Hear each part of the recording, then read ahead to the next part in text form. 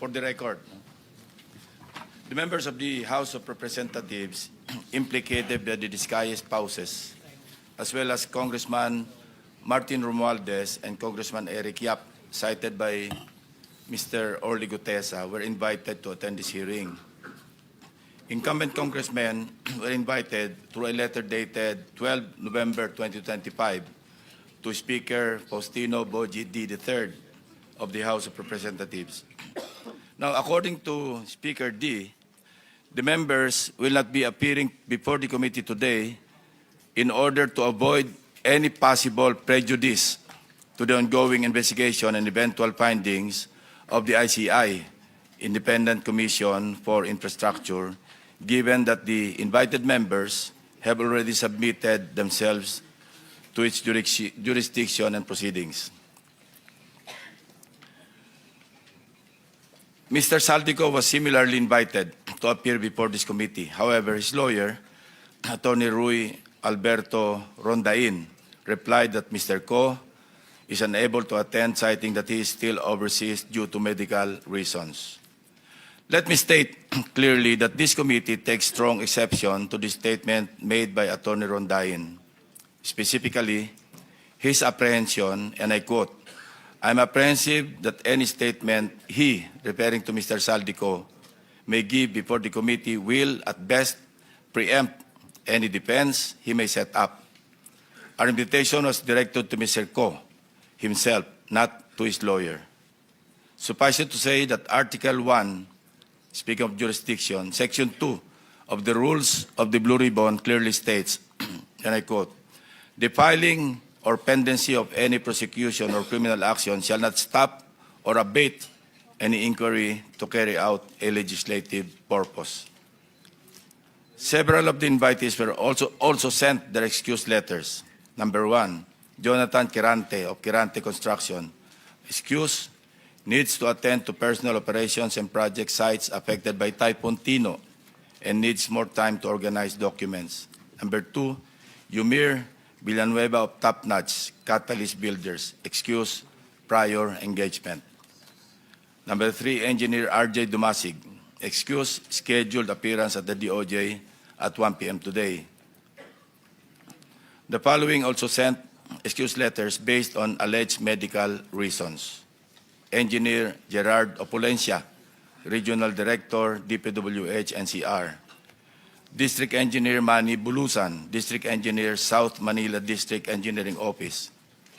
Commissioner Mario Lipana. The committee also sought the assistance of the Bureau of Immigration to obtain available information on the following individuals: Mark Bakiran Bunagan, Alan Colesio, John Paul Estrada, Orly Regala Gutesa, and Mark Texay. In the response letter dated 30 November 2025, the Bureau informed the committee that there is no record of departure for Mr. Bunagan, Mr. Gutesa, and Mr. Texay. Meanwhile, Mr. Colesio is confirmed to be in the country, having returned from a brief trip abroad from October 18 to October 24, 2025. In the case of Mr. John Paul Estrada, the reported aide of Mr. Saldico, the BI reported that he left the country on September 2, 2025, bound for Hong Kong, and has not returned to the Philippines to date. We're now coordinating with the Philippine Center for Transnational Crime, PCTC, to coordinate with Interpol to track the movement or movements of Mr. John Paul Estrada, as well as other personalities who are now abroad, whose attendance will be needed by this committee. Lastly, this representation received a copy of an order dated October 24, 2025, penned by Carolina or Judge Carolina C. Ecasiano Sison, Executive Judge of the Manila Regional Trial Court, in relation to the investigation conducted by her office on the authenticity of the notarization of the Sinumpaang Salaysay executed by Mr. Orly Gutesa, allegedly notarized by Attorney Pechi Rose S. or G. Espera. For the record, the committee notes that the notarial monthly report submitted by Attorney Spera covers notarized documents recorded under Notarial Book Number 3, specifically Book Number 3, Document Number 41 to 173, pages 10 to 36, period September 11 to 30, 2025.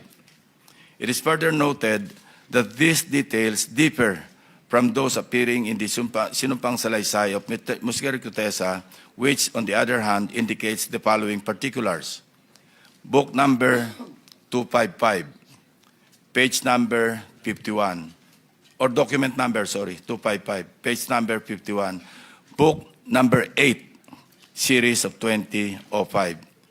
Furthermore, the order issued by Executive Judge Icasiano Sison looked into consideration the report prepared by Mr. Antonio Magbojos, Executive Officer of the Forensic and Scientific Service, Question Document Division of the NBI. After conducting a comparative examination of the specimen signatures, the NBI concluded that the questioned signature and the standard specimen signatures of Attorney Spera were not written by one and the same person. Since it was found that Attorney Spera has not notarized the sinumpang salaysay, her notarial details, including her signature, contained in the said document is falsified. As such, the order declared that there was no sufficient basis to hold Attorney Spera administratively liable in connection with the notarization of the sinumpang salaysay.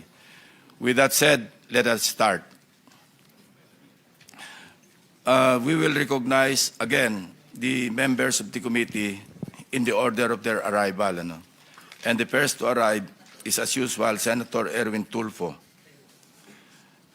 Of course, the Senate President, we are joined by the Senate President to arrive second. Then followed by Senator Ontiveros, Senator Pangilinan, Senator Marcoleta, Senator Bam Aquino. So, Senator Tulfo, you have the floor. Thank you, Mr. Chair. I just have a quick statement, Mr. Chair. Distinguished members of the committee.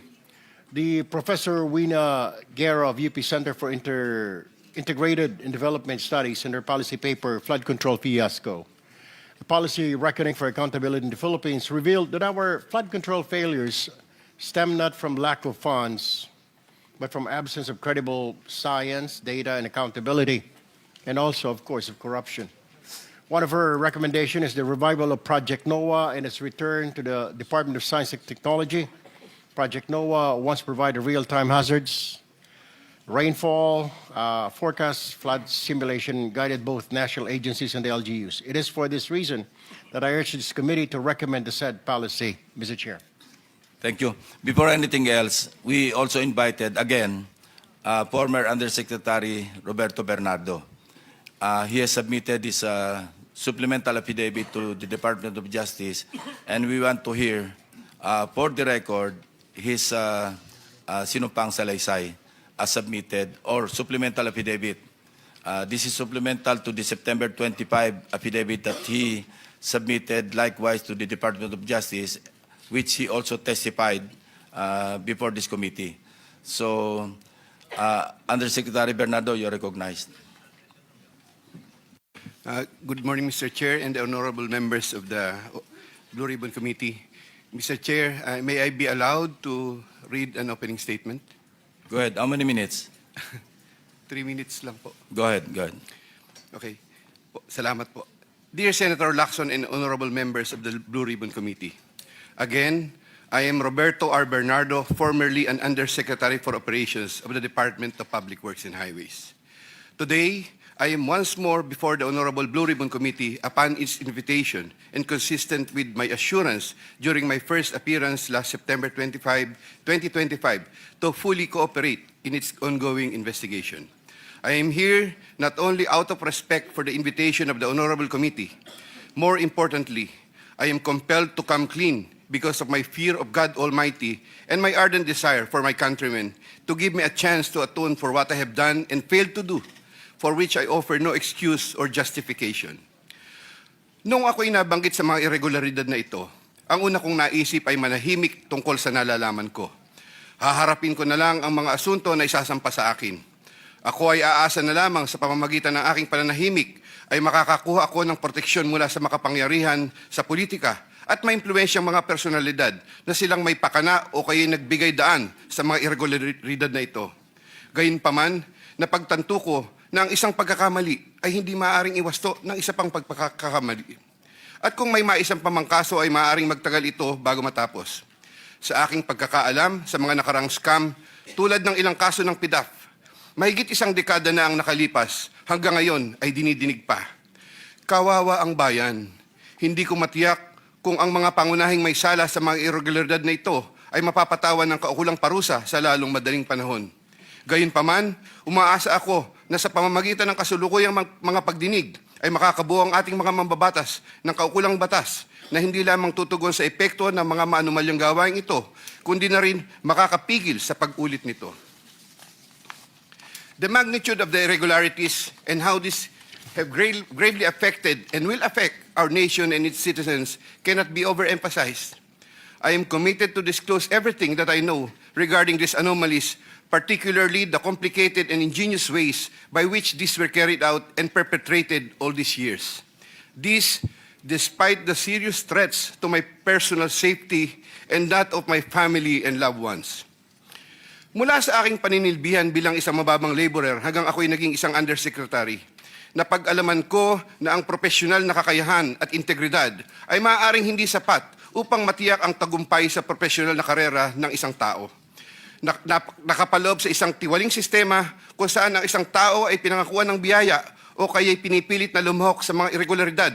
Ang takot sa maaaring masamang mangyari bunga ng hindi pagsunod o pagnanais na rin sa personal na pakinabang o kaya'y kombinasyon ng dalawang ito ay sumisira sa moral na direksyon ng isang tao.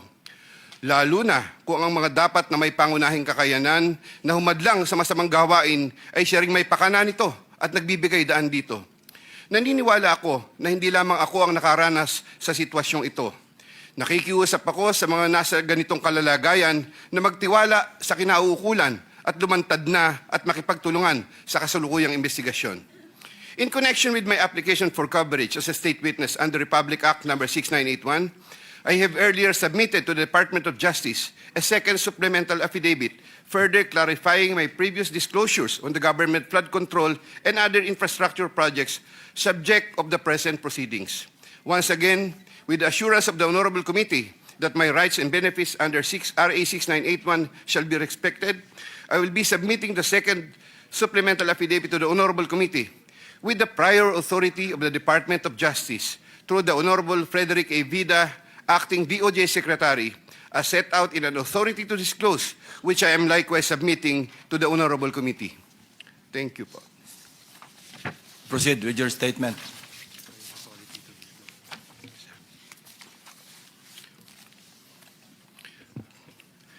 Second supplemental affidavit. I, Roberto R. Bernardo, Filipino, of legal age and a resident of Manolo City, Bulacan, under oath, hereby depose and state. I am submitting this second supplemental affidavit consistent with my desire to set forth my knowledge about the irregularities in government flood control and other infrastructure projects, as well as to obtain peace of mind and preserve the truth.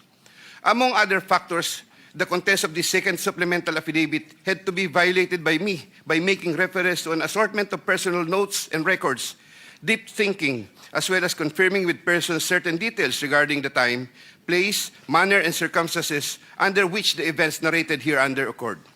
Moreover, owing to the passage of time and the fact that I am no longer part of the DPWH following my retirement in August 2025, the process of collecting facts and details had progressed slower than expected, contributing to the delay in the submission of this second supplemental affidavit.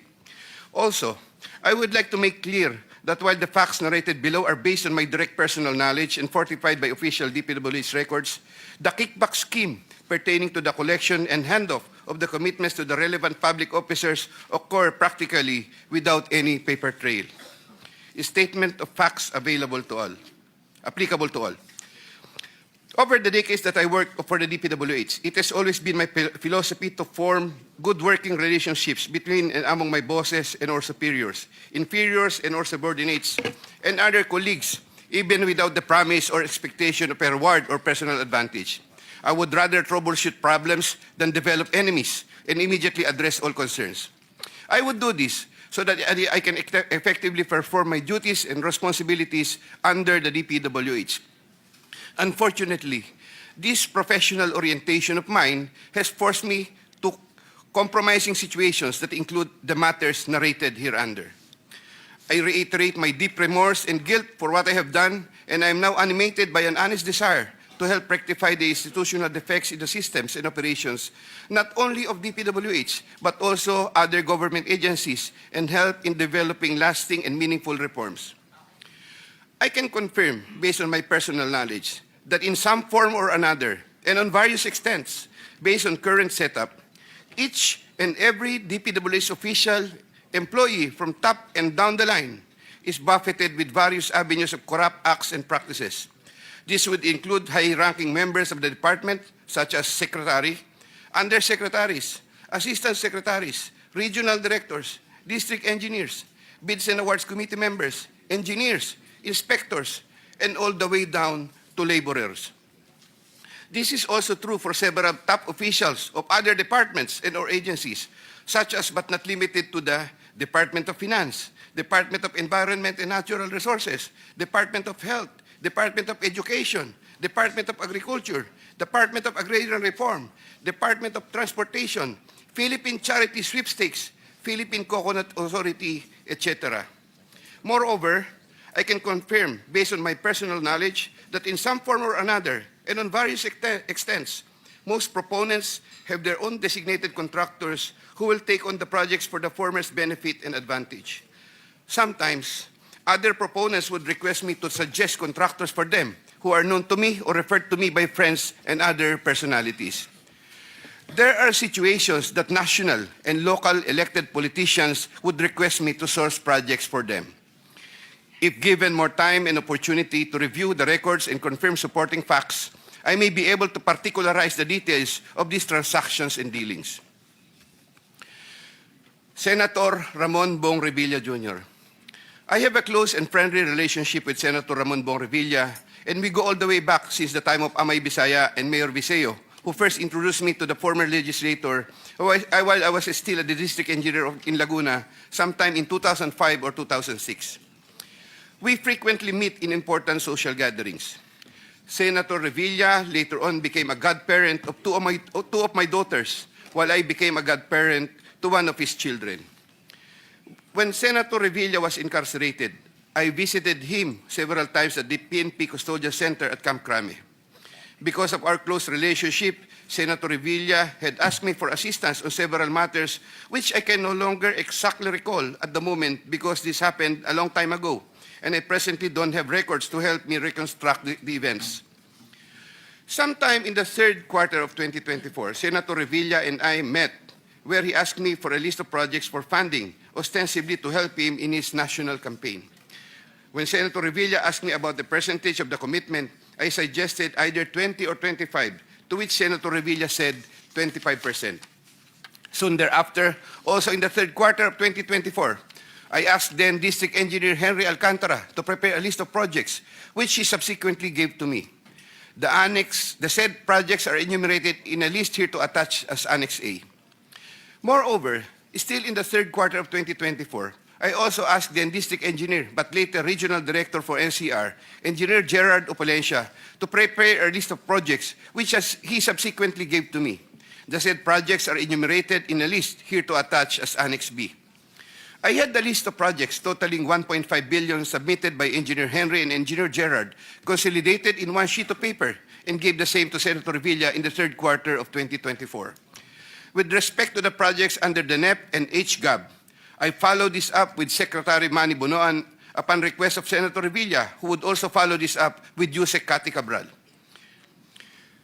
The White House compound is the ancestral home of the Revillas with the large Blue Gate entrance at the time. Sometime in the last quarter of 2024, Engineer Alcantara collected the 25% commitment of about 125 million and informed me that the same was ready for turnover through Engineer Gerard Opalencia. Engineer Gerard Opalencia told me that the 25% commitment was already loaded in my vehicle. After receipt of the 25% commitment, which were packed in 6 cardboard boxes, each containing at least 20 million, and 1 paper bag containing 5 million. I called up Senator Revilla to inform him the same is ready to be turned over to him. Sometime December 2024, probably the Monday after my receipt of the commitment, my driver and I went to the residence of Senator Revilla. Upon reaching the area, I tried calling Senator Revilla, but he was not answering my call, so I waited. After waiting for approximately 1 hour at a nearby gasoline station, we were finally allowed inside the compound by the guard. Once inside, we parked the vehicle, and shortly upon alighting, I saw Senator Revilla at the terrace. I walked over to Senator Revilla for a casual talk. While the boxes were being unloaded, Senator Revilla and I talked for about 20 to 25 minutes.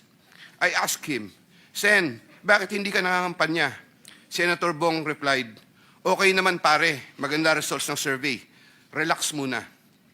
The personnel of Senator Revilla helped in unloading the boxes. After the delivery of the commitment, I headed back to Manila. Sometime late January or February 2025, in relation to a list of projects submitted by Engineer Gerard Opulencia, Senator Revilla called me to follow up on the status of the commitment. About a week later, sometime February 2025, I informed Senator Revilla that the same was ready for turnover. Before the start of the campaign period for national elective positions, I directed one of my aides to deliver commitment amounting to 250 million to the residence of Senator Revilla at the White House compound, Aguinaldo Highway, Bacoor, Cavite. Senator Nancy Binay. Carlin Yap Villa is the aide of Senator Nancy Binay, who transacted with me regarding the latter's projects and commitment. If I recall correctly, I first met Carlin in the year 2018 during the budget season at the Senate. Eventually, sometime 2019, Yusek Traigib Olivar, whom I knew very well, endorsed Carlin to me.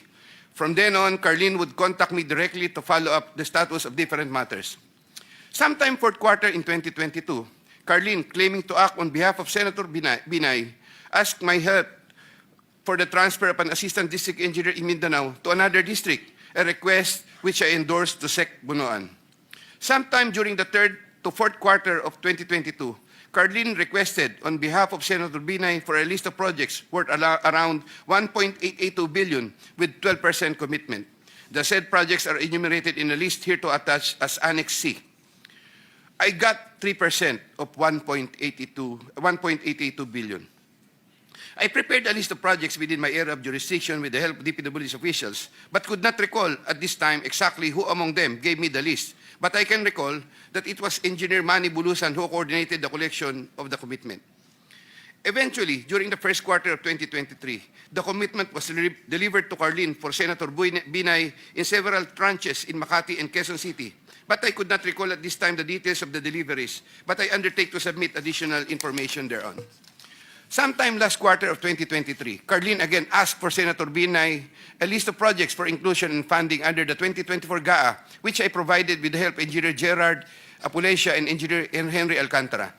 The total list of projects initially amounted to 2.5 billion, but which was reduced to 1.672 billion. The said projects are enumerated in the list here to attach as Annex D. Apparently, some individual or group offered Senator Binay a higher amount of commitment of 15% instead of the previous 12%, with the promise that the commitment would be released much earlier. Yusek Traigib learned about the plan to transact with this individual or group, and I was informed by Yusek Traigib that he confronted Carlin and said to her, "Bakit nyo binabawasan ng kay Robert? Siya din naman ang nilalapitan ng mga yan pagka nagkakaproblema." However, sometime later part of December 2023, Carlin called me and requested for a 50 million advance for Senator Binay's use for the holiday season because the individual or group was unable to deliver on their promise, and which I then helped to fix. Thereafter, Carlin told me that Senator Binay was expecting an increase in the commitment from 12 to 15%, which I agreed to fulfill. I did not get any percentages from the aforementioned projects worth 1.672 billion, but I was reimbursed the 50 million which I earlier advanced. I was nurturing goodwill with Senator Binay by fulfilling the commitment. Sometime 2024, Carlin requested me to relate to Sec. Bunoan Senator Binay's request for some allocation under the NEP, which I did. Sec. Bunoan allocated 500 million for Senator Binay under the NEP for 2025, which I relayed to Carlin. Carlin told me to prepare a list of projects for the 500 million allocation. I then asked a list of projects from Engineer Henry and Engineer Gerard worth 500 million, which I then submitted in person with Sec Bunoan, who then told me he will instruct Yusek Cabral to include the same in the NEP. The list of projects was included in the NEP for 2025. The said projects are enumerated in a list here to attach as Annex E. Likewise, sometime in the last quarter of 2024, Carlene for Senator Binay asked for a list of projects to be included in the 2025 GAA. I then directed Engineer Henry and Engineer Gerard of Polencia to prepare a consolidated list of projects. I submitted a list of projects totaling 3 billion to Carlene, but only approximately 2.6 billion was included. The said projects are enumerated in a list here to attach as Annex F. After these projects appeared in the GAA, Engineer Bulusan, Engineer Opolencia, and myself collected, raised, and prepared the 15% commitment, which was all turned over to me. There were difficulties in collecting the commitment as there were contractors, congressmen who did not give amount considering the issue of for later release projects totaling approximately 80 million more or less, which I had to advance. Despite this total commitment collected and raised for Senator Binay was 15% of 1.2 billion or around 468 million more or less. I earlier mentioned that the 37 million more or less was delivered at Horseshoe Village, Quezon City, which refers to the amount collected by Engineer Henry Alcantara. But upon full recollection, there were two deliveries. The first delivery amounted to 340 million at a house in Horseshoe Village, Quezon City, and the second delivery amounted to at least 200 million at another house, but also in Horseshoe Village, Quezon City. After the second delivery, Carlene told me, "Kinuha na ni Sir, salamat raw. Hindi ka raw kakalimutan sa Makati." The Sir refers to the husband of Senator Binay. I did not get any percentage from the projects worth 3,120 million for NEP and GAA for Senator Binay. Senator Chis Escudero and Maynard Ngu. I met Maynard Ngu at the Manila City Hall during the term of Mayor Erap, and while I was the city engineer of Manila sometime in 2013. Maynard Ngu is a familiar figure in the social political circles, as he would be handling substantial donations to politicians during election season, including the distribution of mobile phones. During the 2022 national elections, Maynard Ngu approached me and asked for help in raising campaign funds. I and other DPWH officials assisted Maynard Ngu in raising campaign funds. These frequent interactions with Maynard Ngu at the court helped me in building our mutual trust with each other, especially in favor of Senator Escudero, whose interest Maynard Ngu was actively promoting. Maynard Ngu was appointed Special Envoy to China for Trade, Investments, and Tourism in 2023. When Senator Chis Escudero became Senate President in 2024, Maynard Ngu approached me and asked for a list of projects for Senator Chis Escudero. Thereafter, sometime in November 2024, I asked Engineer Opolencia to prepare a list of projects for Senator Chis Escudero following my conversation with Maynard Ngu. Thereafter, Engineer Opolencia submitted to me a list of projects for funding. The said projects are enumerated in a list here to attach as Annex G. For the projects located in Valenzuela, Engineer Opolencia, through District Engineer Ruel Umali, collected the money for the commitment for Senator Chis Escudero. He delivered the commitment at Diamond Hotel. We saw each other at the Diamond Hotel, and Engineer Opolencia told me, nasa inyo na po, boss. When I asked my driver to confirm, the driver told me, nasa akin na po, okay na po. For the projects located in Marinduque, Engineer Opolencia, through Regional Director Ryan Altea, collected the commitment for Senator Chis Escudero. He delivered to me the commitment at Diamond Hotel. Engineer Opolencia called me and said, "May papadala ako sa inyo ngayon. Dadali na lang po sa Diamond." Later, the driver told me, "Nasa akin na po, okay na po." Following a deeper recollection of the facts and checking with public records, I can now confirm that in addition to the Valenzuela and Marinduque projects, Engineer Opolencia also provided the list of projects for Oriental Mindoro and Quezon City. The complete list of projects for Senator Chis Escudero is worth 1.4 billion with 20% commitment. The said projects are enumerated in a list here to attach as Annex H. Sometime early 2025, I made the first delivery of 160 million for Senator Chis Escudero at the Cherry Mobile Building at Maynard Ngu in Apacible Street, Manila.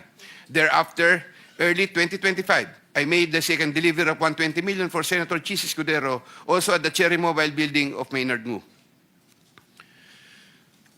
Senator Jinggoy Estrada. I have known Senator Jinggoy Ejercito Estrada since I met Senator Jinggoy Estrada through the social circles of Senator Bong Revilla.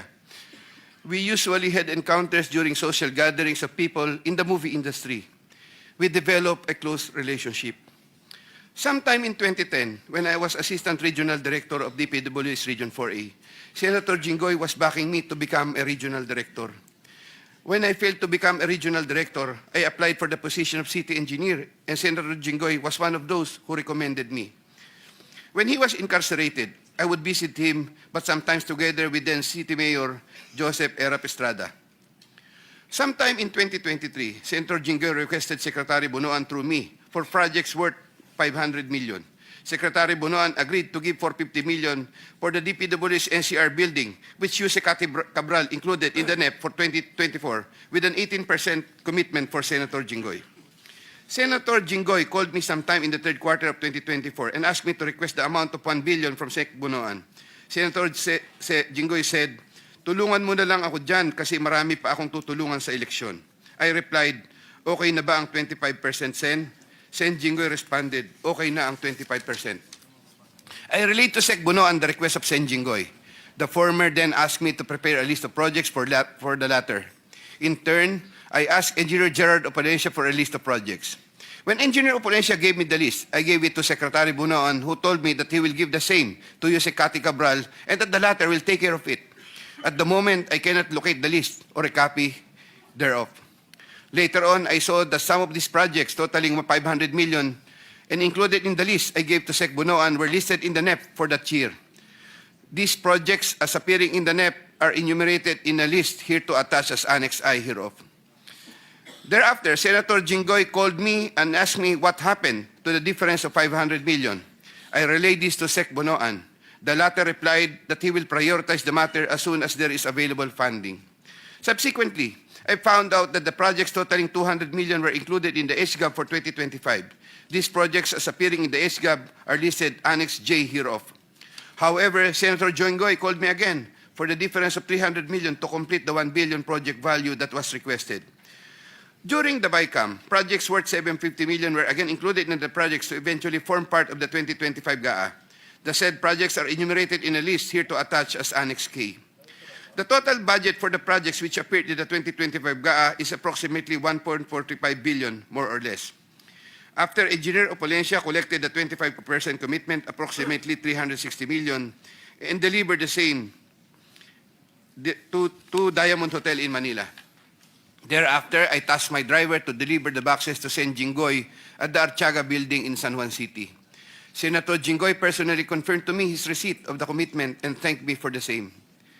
During the 2024 budget hearing for 2025 GAA, Engineer Alcantara informed me that Senator Jinggoy gave him funding amounting to 355 million for Bulacan First DEO and 500 million from other districts in Bulacan and requested that he, Engineer Alcantara, prepare lists of projects.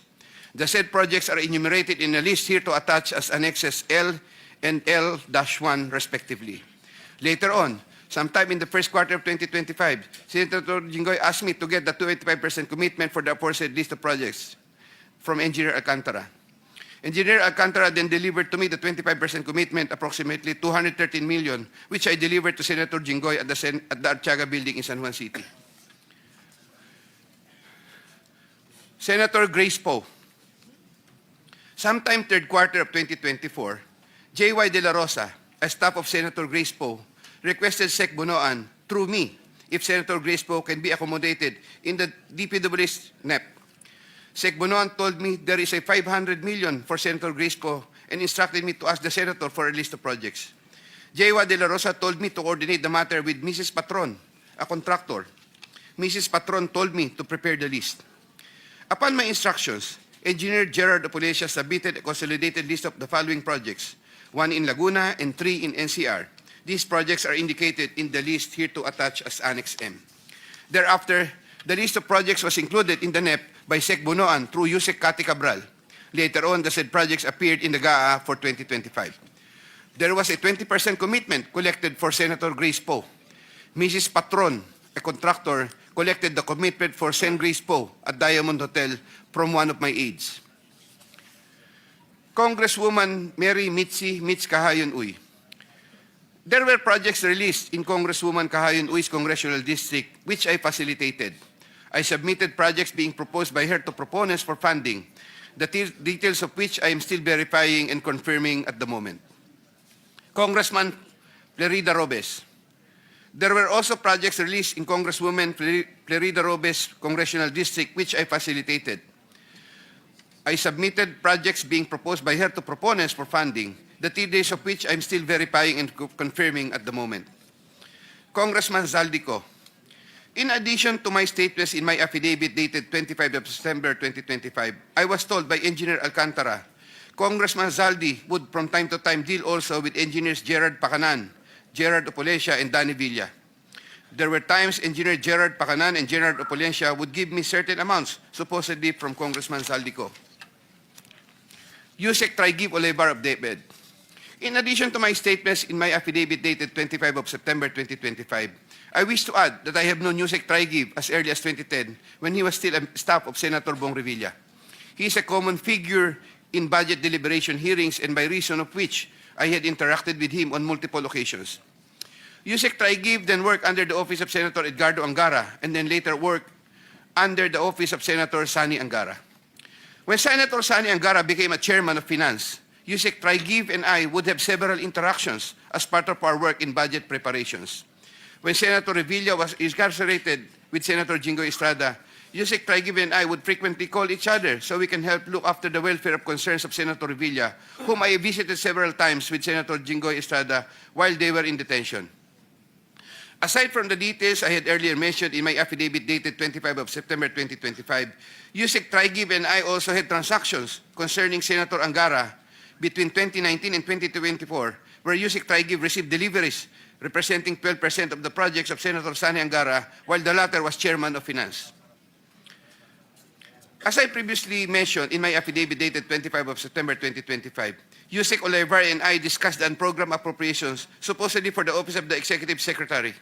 Thereafter, DPWH received a special allotment release order, which included projects worth 2.85 billion. The contract IDs for the projects worth 2.85 billion covered by the said SARO can be secured from the records of DPWH Regional Office for Region 3 and the 1st District Engineering Office of Bulacan.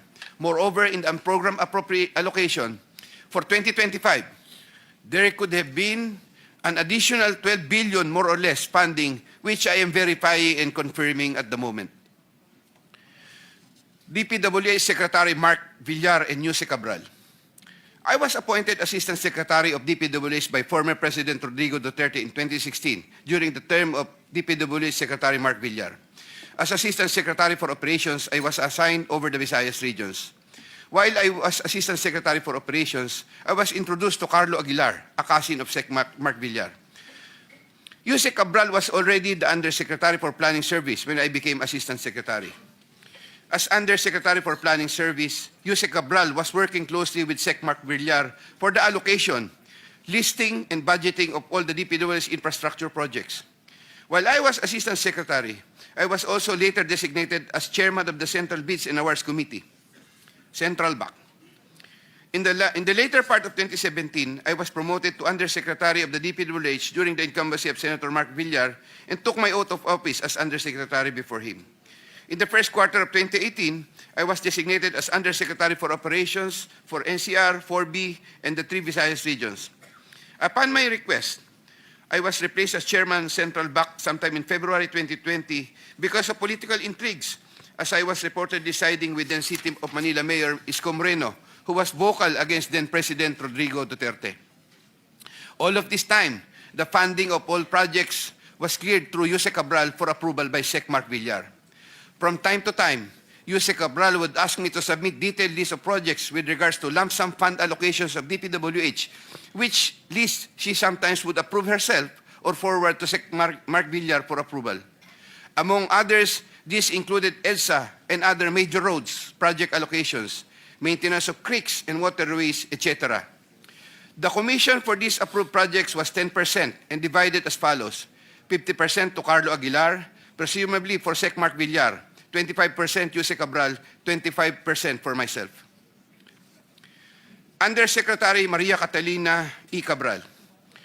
As a general rule, with very little exceptions, it is Yusek Maria Catalina Cabral with the imprimatur of Secretary Mark Villar and later continued by Sec Manny Bunoan, who had control at the DPWH level to remove, include, add, deduct, or modify insertions of items in the NEP for infrastructure or those pertaining to DPWH. Yusek Cabral would tell me that she would communicate and meet legislators to inform them of the amount of their allocations and ask them for titles of projects that they want to include in the DPWH budget. In a matrix of process flow that I have prepared, which I am attaching here to as Annex N, Yusek Cabral has total influence and authority in preparing and finalizing the NEP for infrastructure. On multiple occasions, I personally delivered and also caused to be delivered cash to Yusek Cabral at her house at Tatalon, Quezon City, and other places.